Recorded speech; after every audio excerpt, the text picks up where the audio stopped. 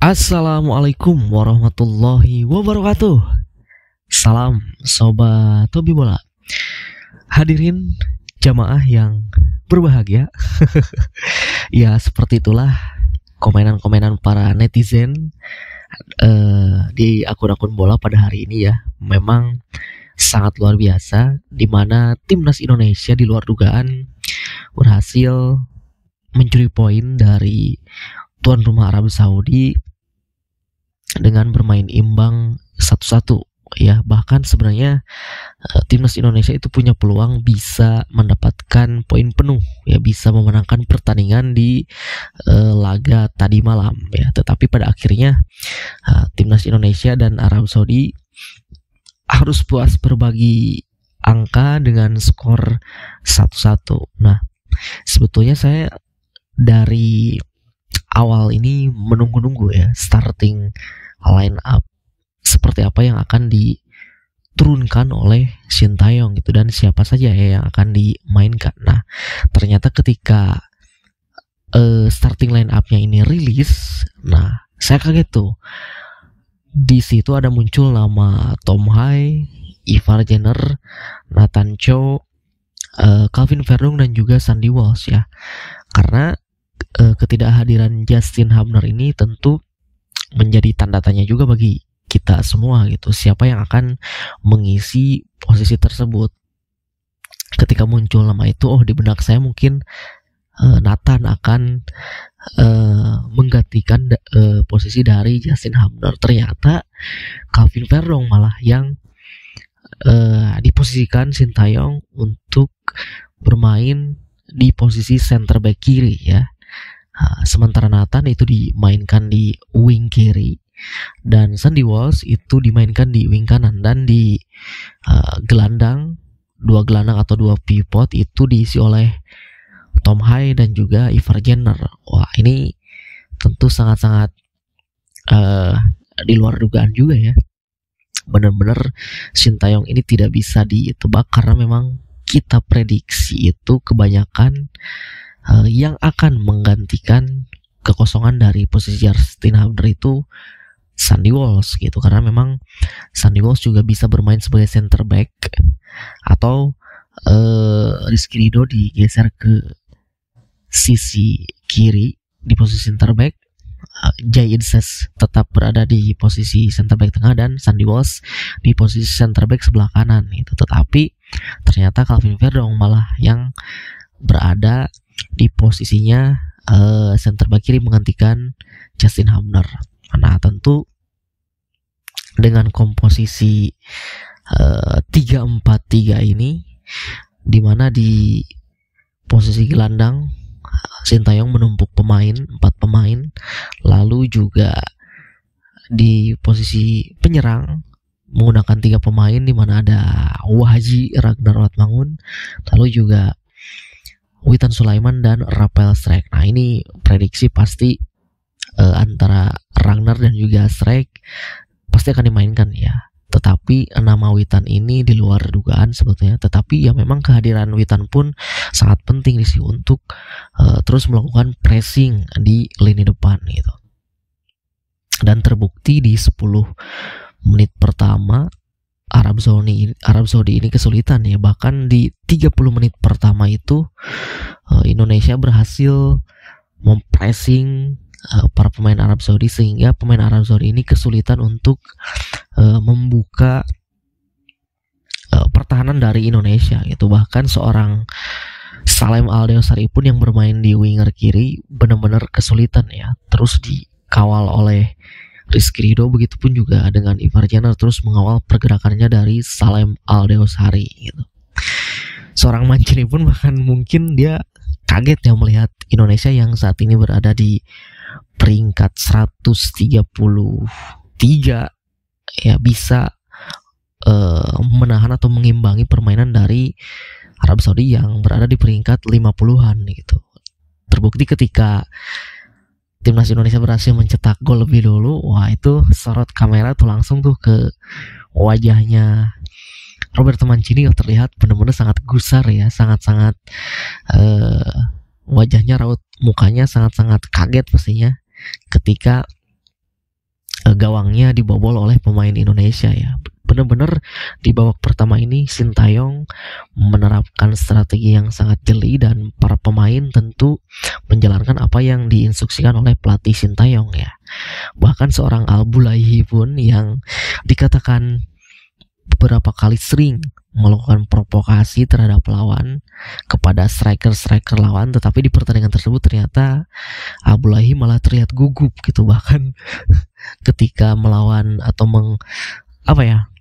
mengcover posisinya dari Ragnar pun sangat-sangat ini juga agak-agak kerepotan juga si Al-Bulaihi ini, bahkan kena sikut dari Ragnar Oratmangun tuh ya.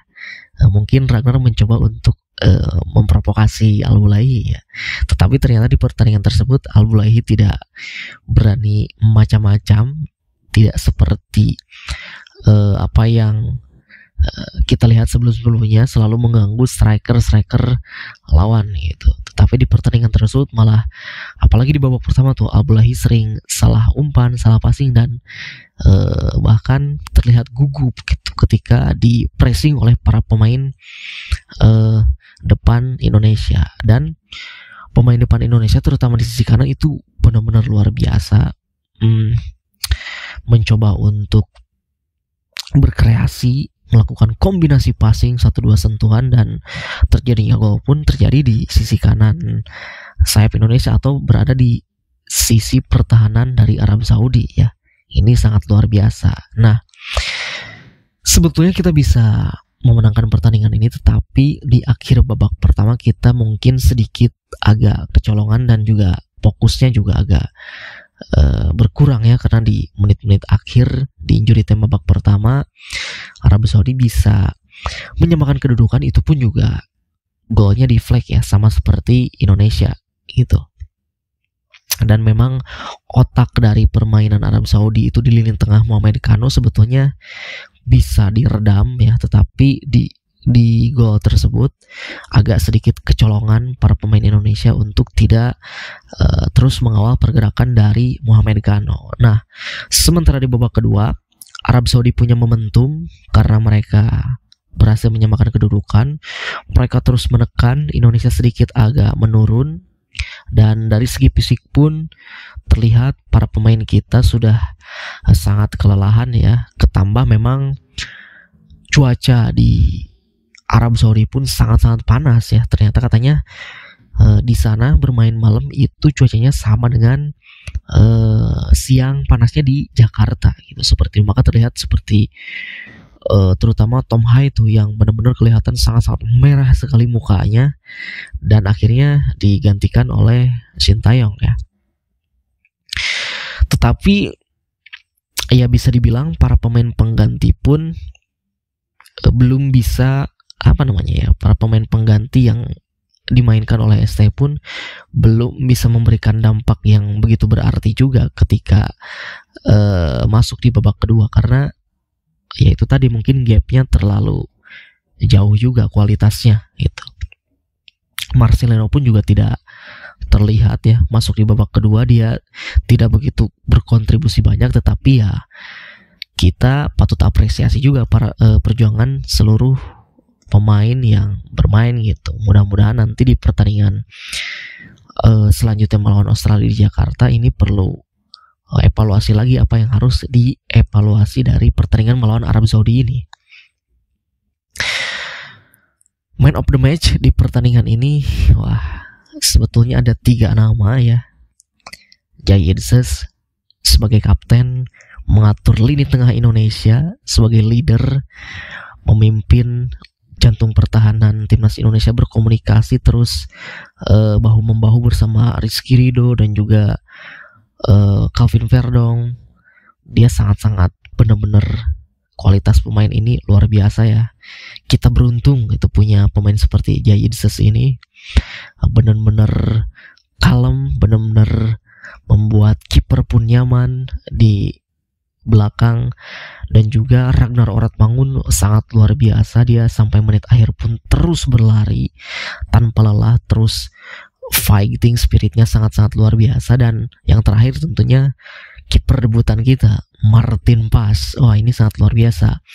3 kali penyelamatan, 1 kali save penalti, dan 1 kali save ketika one on one menghadapi Firas Alburaikan, strikernya Arab Saudi yang sangat-sangat berbahaya. Ini benar-benar luar biasa ya.